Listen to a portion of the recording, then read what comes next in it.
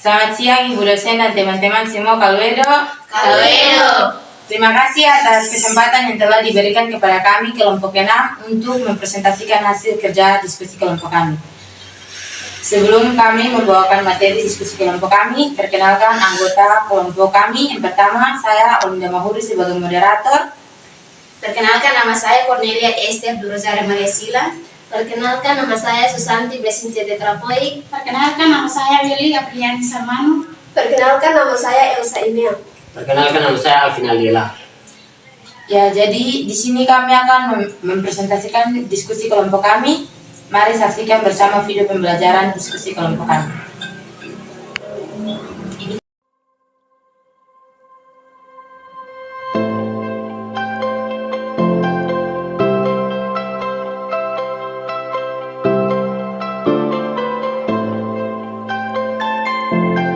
Judul materi Teori Belajar Piaget dan Brunner serta penerapannya dalam pembelajaran IPA SD. A. Teori belajar Piaget. Jadi perkembangan kognitif anak biasanya akan mengacu pada tahap kemampuan anak dalam mendapatkan makna dan juga pengetahuan. Jadi perkembangan motorik berhubungan dengan proses mengingat, pengambilan keputusan, dan juga pemecahan masalah. Jadi, jika berbicara tentang perkembangan kognitif anak, maka ada beberapa teori yang perlu dipahami. Salah satunya adalah teori Piaget. Mengapa teori Piaget? Karena teori Piaget ini menjelaskan proses perkembangan anak pada tahap anak itu dia lahir sampai dengan dewasa, dan juga menjelaskan mengenai tahap perkembangan termasuk perkembangan moral, perkembangan bahasa, perkembangan memori, perkembangan pikiran, dan perkembangan lainnya. Jadi, teori perkembangan kognitif menurut Jean Piaget ini menunjukkan bahwa kecerdasan akan berubah seiring dengan pertumbuhan anak.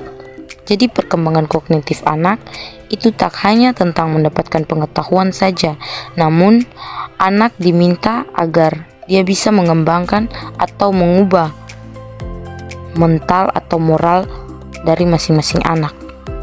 Contoh penerapan teori belajar Piaget kognitif dalam pembelajaran yaitu di mana guru itu bisa mendorong siswa untuk berdiskusi terhadap materi yang telah disampaikan atau diajarkan kepada siswa tersebut.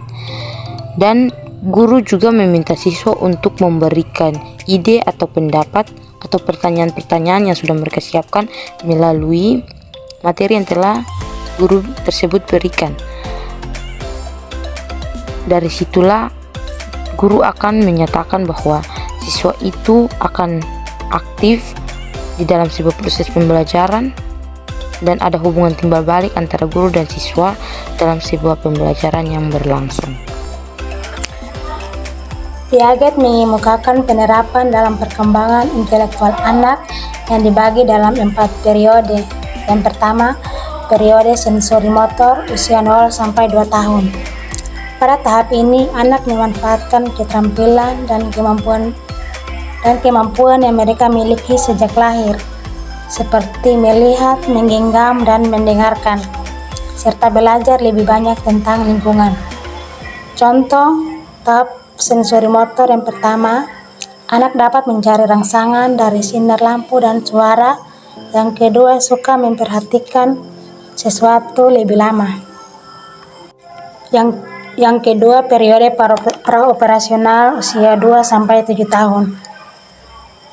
Pada tahap ini, anak mulai mengenal dunia dengan kata-kata dan gambar yang mencerminkan pemikiran simbolik atau dengan wujud simbol atau lambang benda.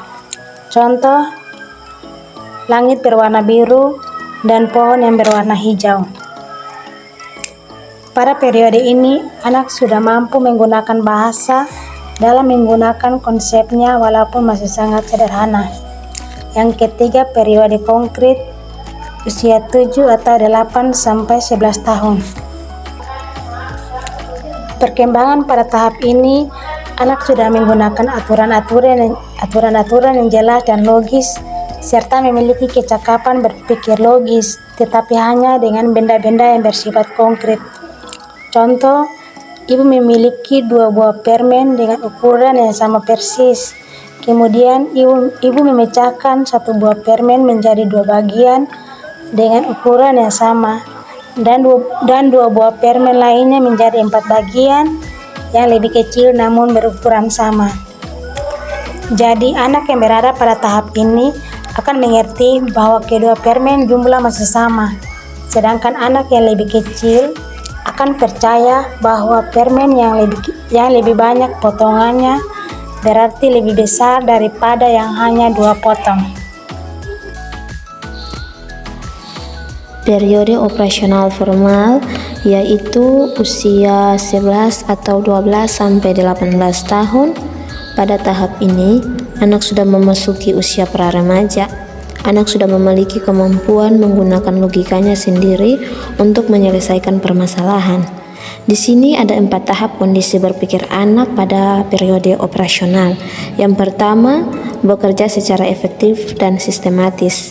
Misalnya, memiliki kerja yang rapi dan lebih suka berfokus pada satu pekerjaan saja. Yang kedua, menganalisis secara kombinasi. Yang ketiga, berpikir secara profesional, yaitu bagaimana seorang karyawan bisa menyelesaikan pekerjaannya dengan rasa penuh tanggung jawab dan memiliki nilai integritas dalam arti jujur dan dapat dipercaya ketika mendapatkan suatu amanah. Dan yang keempat, menarik generalisasi secara mendasar pada satu macam sisi. Penerapan teori Piaget dalam pembelajaran IPA. Di sini ada 4 penerapan teori Piaget dalam pembelajaran IPA. Yang pertama, belajar melalui pembuatan. Misalnya, guru mengenalkan secara langsung kepada siswanya tentang apa yang akan dipelajari nanti. Yang kedua, perlu berbagai variasi kegiatan dalam proses belajar mengajar. Misalnya, guru harus bisa menampilkan berbagai variasi metode pembelajaran dalam proses belajar mengajar. Yang ketiga, guru perlu mengenali tingkat perkembangan siswanya. Guru tidak hanya mengetahui tingkat intelektual siswa secara kelompok, tetapi guru harus mengetahui perkembangan siswa secara individu. Dan yang keempat, perlu latihan yang berulang kali untuk perkembangan berpikir operasional. Guru perlu memberikan latihan kepada siswa untuk memberikan pendapat mengenai apa yang diketahui. Adalah seorang pengikut setia teori kognitif, khususnya dalam studi perkembangan fungsi kognitif. Ia menandai teori kognitif manusia sebagai berikut. Yang pertama, perkembangan intelektual ditandai dengan adanya kemajuan dalam menanggapi suatu rangsangan.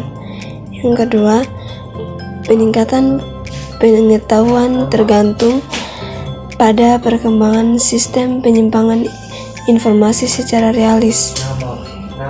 Yang ketiga, perkembangan intelektual meliputi perkembangan kemampuan berbicara pada diri sendiri maupun pada orang lain. Yang keempat, interaksi secara sistematis antara pembimbing, guru atau orang tua dengan anak diperlukan bagi perkembangan kognitifnya. Yang kelima, bahasa berfungsi perkembangan kognitif karena bahasa merupakan alat komunikasi antara manusia. Yang keenam, perkembangan kognitif ditandai dengan adanya kecakapan untuk mengemukakan beberapa alternatif secara simultan, memilih tindakan yang tepat, dapat memberikan prioritas yang berurutan dalam berbagai situasi. Dalam memandang proses belajar, Brunner mengemukakan adanya pengaruh kebudayaan terhadap tingkah laku seseorang. Dengan adanya teori yang disebut free discover learning, ia mengatakan bahwa proses belajar akan berjalan dengan baik dan kreatif jika guru memberikan kesempatan kepada siswa untuk menemukan suatu konsep, teori, aturan, atau pemahaman melalui contoh-contoh yang ia jumpai dalam kehidupannya. Brunner menyatakan bahwa perkembangan bahasa benar pengaruhnya terhadap perkembangan kognitif. Menurut Brunner, perkembangan kognitif seorang terjadi melalui 3 tahap, yaitu tahap inaktif, tahap ikonik, tahap simbolik. Jadi yang pertama, tahap inaktif adalah seorang anak melakukan aktivitas-aktivitas dalam upaya untuk memahami lingkungan sekitarnya. Artinya dalam memahami dunia sekitar anak menggunakan pengetahuan motorik. Misalnya melalui gigitan, sentuhan, pegangan, dan sebagainya. Yang kedua, tahap ikonik adalah seseorang anak memahami objek-objek atau dunianya melalui gambar-gambar dan visualisasi verbal. Maksudnya dalam memahami dunia dan sekitarnya, anak belajar melalui bentuk, perumpamaan atau tampil dan perbandingan komparasi. Yang terakhir,